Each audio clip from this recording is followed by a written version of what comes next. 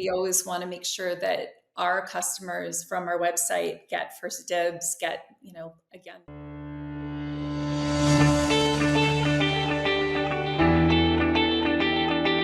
And I want a good show, damn it.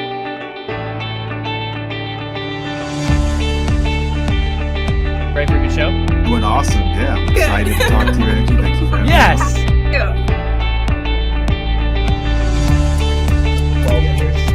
I've always been doing big in archery, and my dad said, hey, you guys want to start an archery store? That's how it was. Yes, of course, let's do this together. Hello, everyone. Welcome to another episode of the E-Comm Show.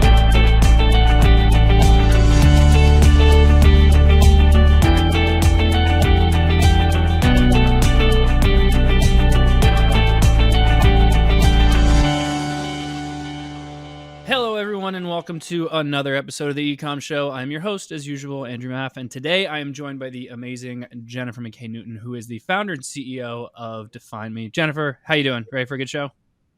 I'm good. Yeah, let's do this. Beautiful. Obviously, really appreciate you joining me today. Love to do the very stereotypical thing, kind of pretend that no one knows who you are, and if you want to just give us a little bit of background of who you are, a little bit about DefineMe, and we'll take it from there, okay? Yeah, sure. So I'm Jennifer McKay Newton. I'm the CEO and founder of DefineMe. I'm also the founder of DefineMe Creative Studio.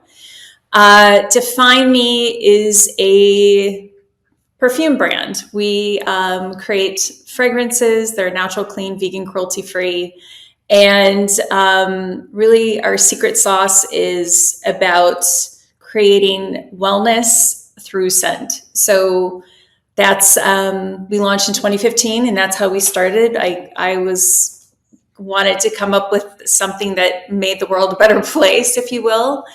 I have that entrepreneurial kind of mindset and spirit, and I chose scent because I saw a direct connection between when you smell something, it goes directly to your limbic system of your brain, and which is the emotional center of your brain. And so there is really this strong connection between scent and wellness and well-being. And I was like, I'm in this, and I had never created a perfume.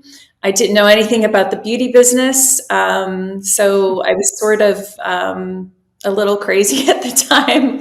Looking back, I was told I was crazy at the time.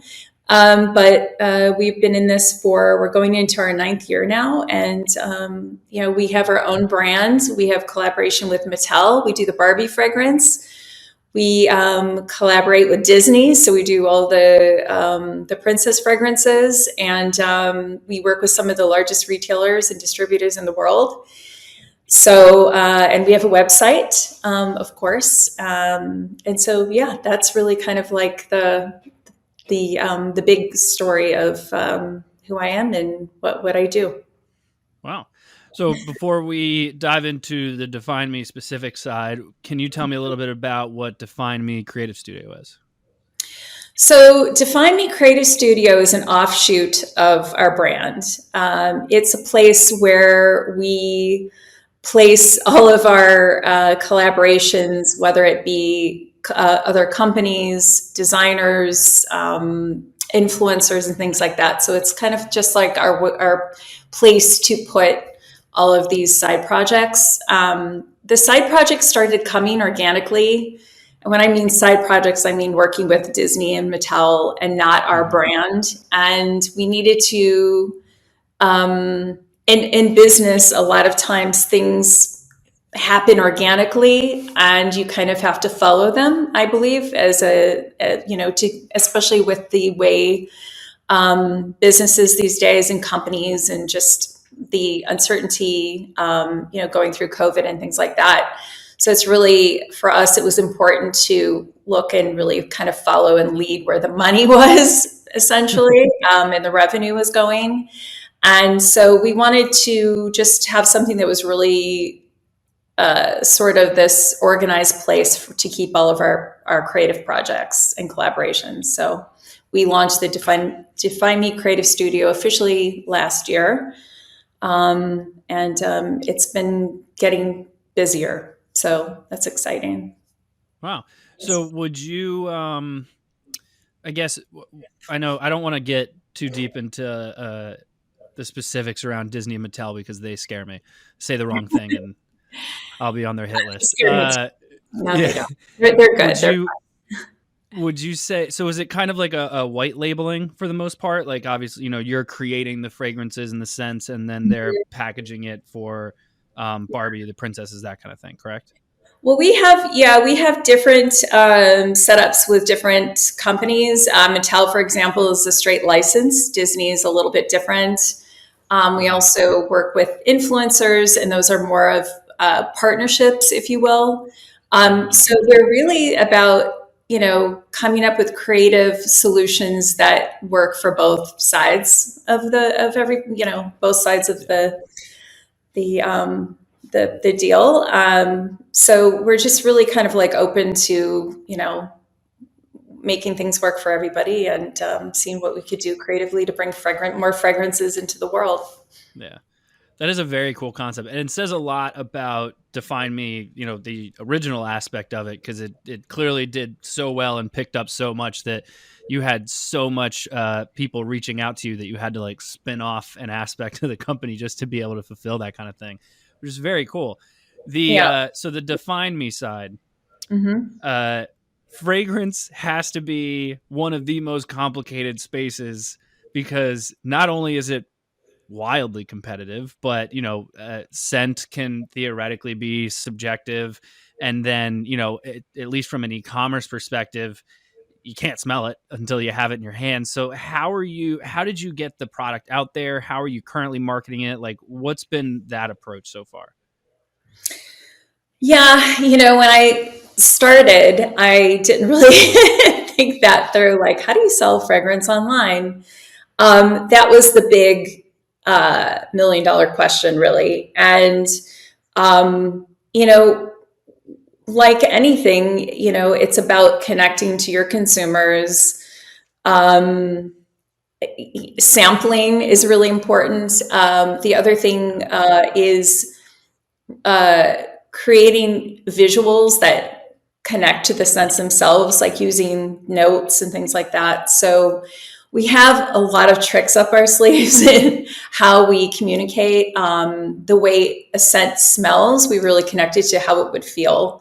Like, something like one of our fragrances, Rami, for example, we say it feels like wearing a cashmere sweater, so kind of really evoking the feeling of the scent. And you would be surprised at how many people do blind buy fragrances online without smelling them first, which is great for us. But again, we also have a way that people can purchase the fragrances online and purchase little samples for like $5, which is the cost of, including shipping. So it's not that big of an expense for people to try it. But there's also, we work with a lot of influencers that are great at describing fragrances, and people trust their opinions.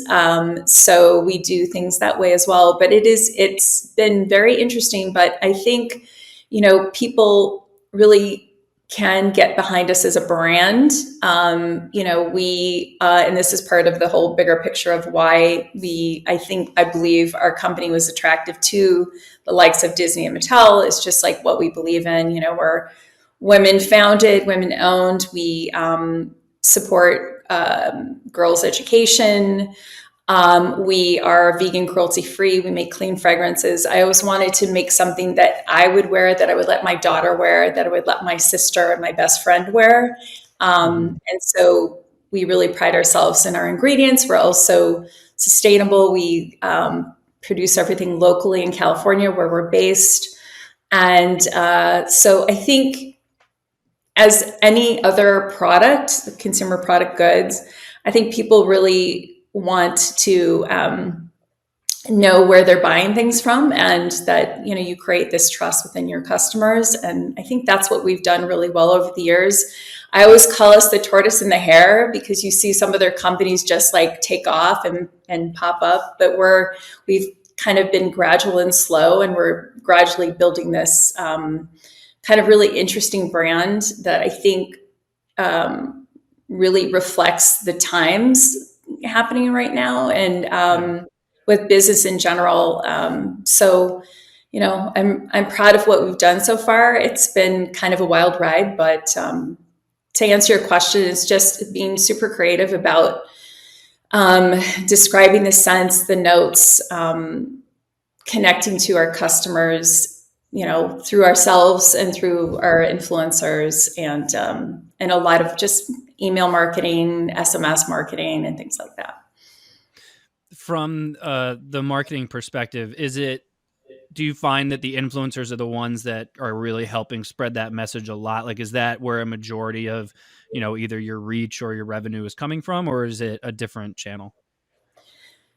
Yeah, attributing direct revenue from influencers is tricky unless, they're affiliates and you get a sale. So I think it's a combination of everything. I think, email marketing is still really big for us. SMS is also really important. We've been doing it for now, I believe, 2 years. And just making sure that our messaging is helpful and interesting and not annoying and overwhelming. And of course, our email is a big, source of our revenue, as well as the influencers. It's kind of just this big package deal, and it really just kind of you have to have everything in line, and also having it all cohesive is really important. Yeah. But there's not one thing that is it for us. I think it's all of the things together. Yeah. Well, you're speaking my language, because I preach that kind of stuff all the time, especially with marketing. Everything is it overlaps with everything. Your influencers are going to affect your email marketing, which will affect your paid advertising. Like, there's so much overlapping that, tracking, attributing revenue to anything, especially influencers, is very challenging. Are you, right. Obviously, you mentioned, you're in retail, you have all these distributors, you sell on your website. Are you selling anywhere else online? Are you in any of the marketplaces like Amazon, Walmart, eBay, that kind of stuff? We are on Amazon. Yes, we're in the Amazon Beauty. We've seen really steady, great growth. I believe December was our biggest month ever. I believe we're up like 66% from 2022. So I love that momentum. Amazon can be a challenge. We've been able to squeeze our margins out to make it really worth it to see it grow, but it's been a challenge. And I think you just have to really have the right team set up in place that knows what they're doing, and do everything you can to shoot for that 2x plus on ROAS. And I think with those kind of numbers, I see us growing. But I'm looking forward to, one of my plans this year is to really grow our Amazon account month over month. So we're excited, and so far so good. January is usually a slow month. You hit that kind of like after the holidays, you hit that real low, but we're still kind of, doing well on Amazon this month. I just had my meeting with my marketing team before this call, and we're at like a 2.76 on ROAS for perfume on Amazon. So I'm happy about that. Could have something to do with us working with Barbie. It has a lot to do with us working with Barbie, name recognition.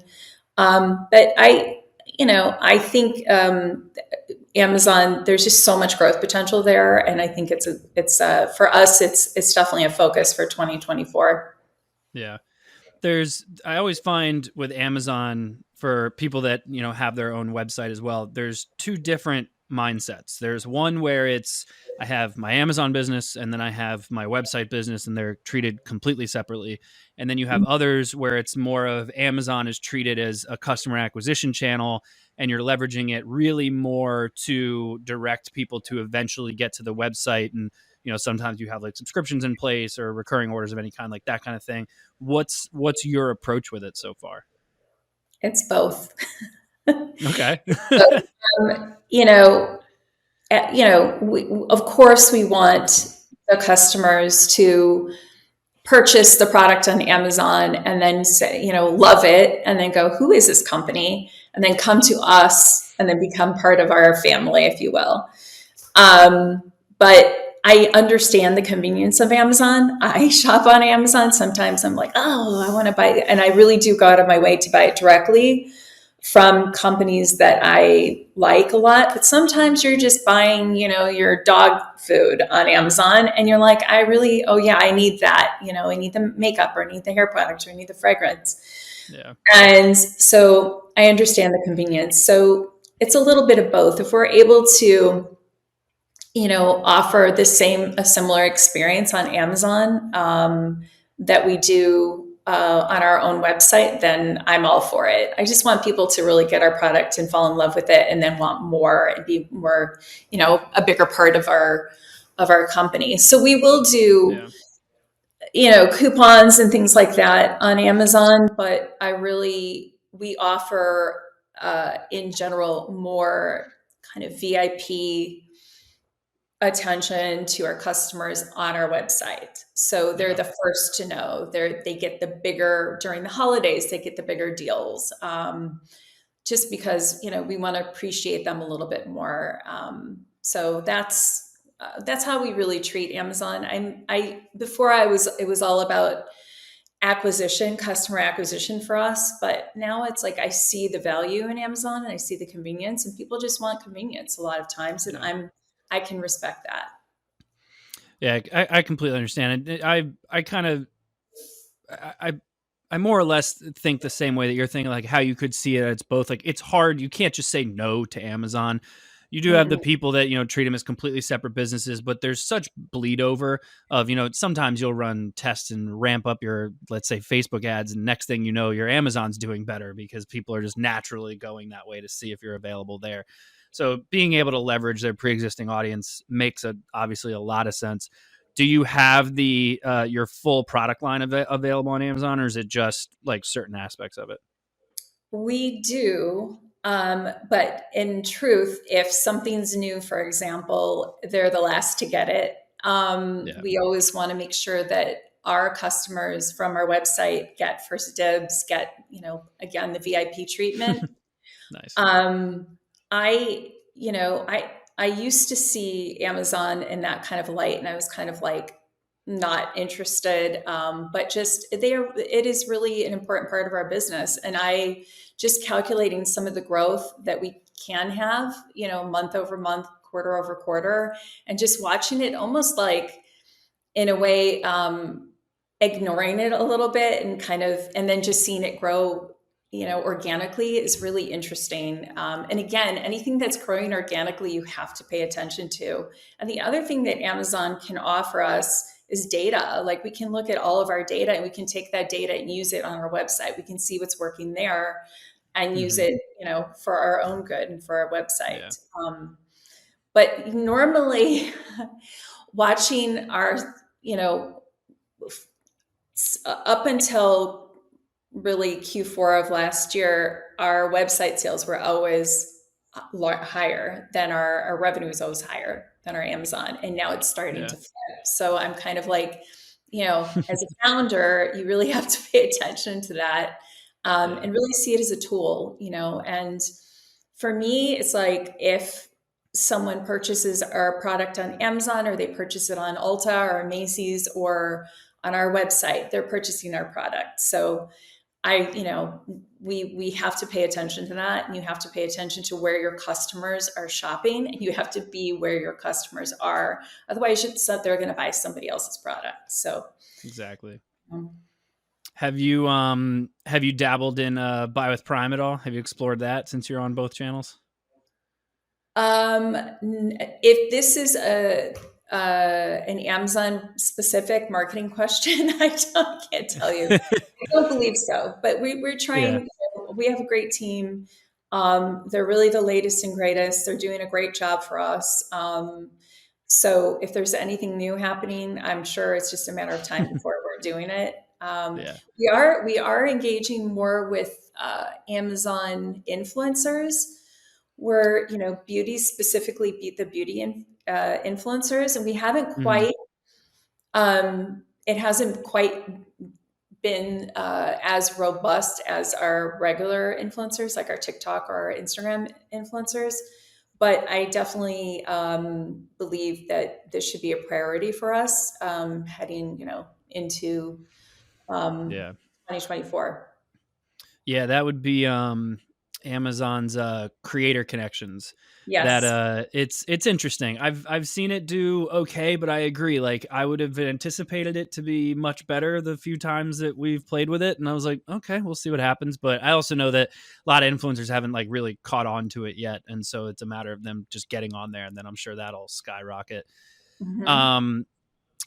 The one of the other things I want to ask you, so obviously, we talked about the brand itself, the product itself, and the sustainability behind it, and the benefits behind that. But there is you have a nice little story behind the brand on like why you started it that was specific to your daughter. Am I right?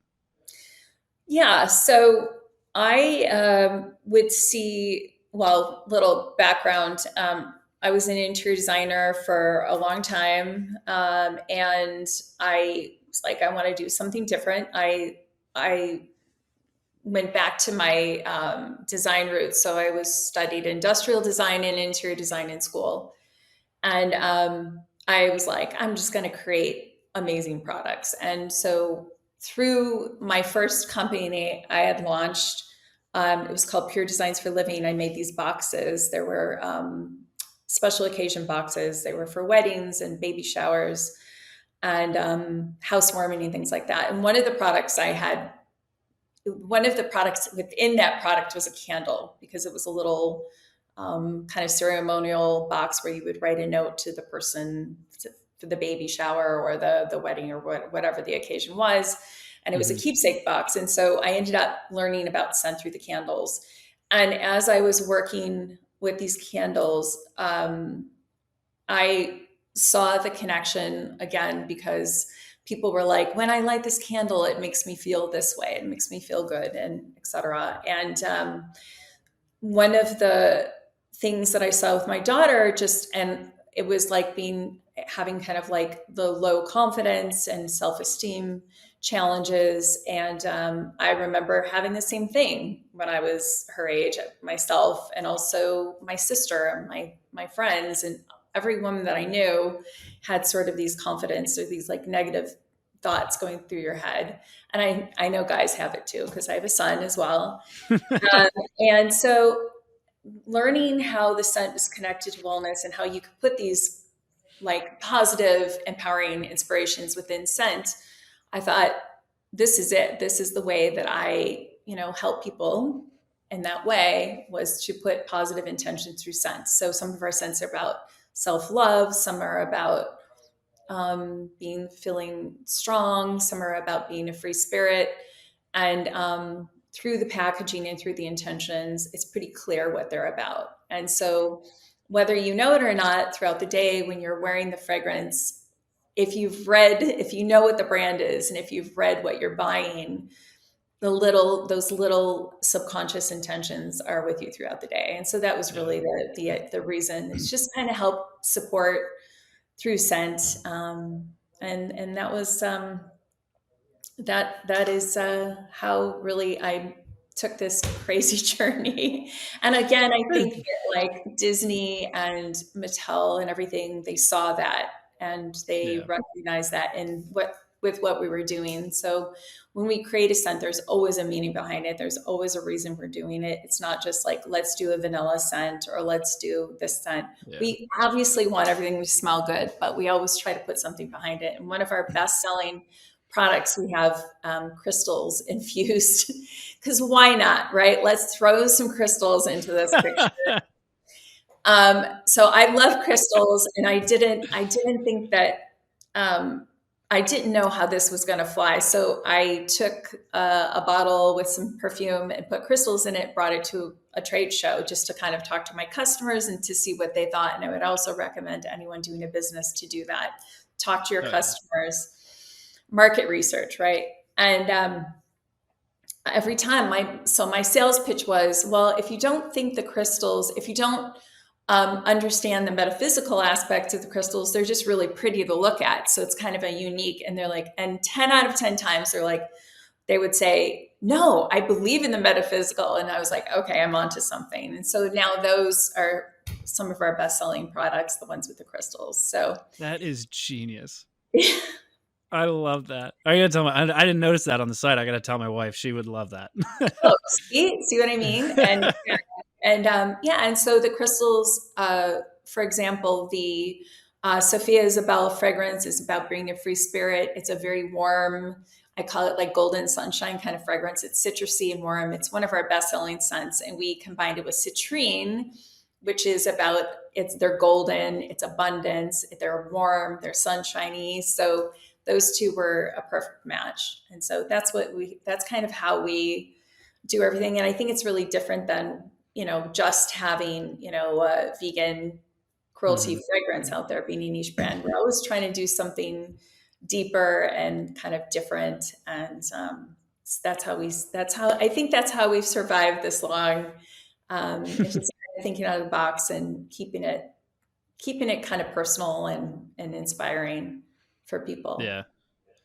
I mean, I completely agree. It's not very common anymore when you see, a product line that's released that actually has a true, like, meaningful story behind it. It's always just like, hey, I released a product. It's great. Buy it. Like, that's kind of it.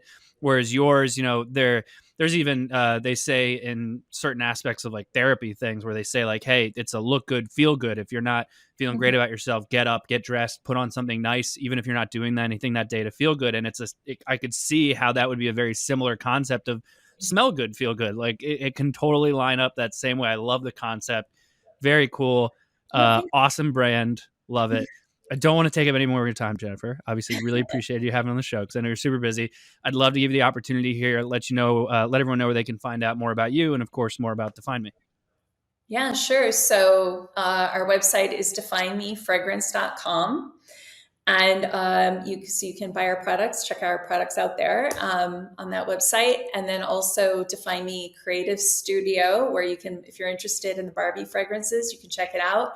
We're going to be launching a new fragrance, Barbie related, February 1st. I cannot announce it yet, but we're super excited. And we just launched a new crystal fragrance called Florette Rose Quartz, which is all about love, just in time for Valentine's Day. And that's available on our website. So check us out. You can read about us, and you can find me on LinkedIn, Jennifer McKay Newton, if you want to connect on LinkedIn. Yeah. Perfect. Jennifer, thank you so much for being on the show. Obviously, everyone that tuned in, thank you as well. Please make sure you do the usual thing, rate, review, subscribe, all that fun stuff on whichever podcast platform you prefer, or head over to the ecommshow.com to check out all of our other previous episodes. But as usual, thank you all for joining us, and we'll see you all next time. Have a good one. Thank you for tuning in to the E-Comm Show. Head over to ecomshow.com to subscribe on your favorite podcast platform or on the BlueTuskr YouTube channel. The E-Comm Show is brought to you by BlueTuskr, a full-service digital marketing company specifically for e-commerce sellers looking to accelerate their growth. Go to BlueTuskr.com now for more information. Make sure to tune in next week for another amazing episode of the E-Comm Show.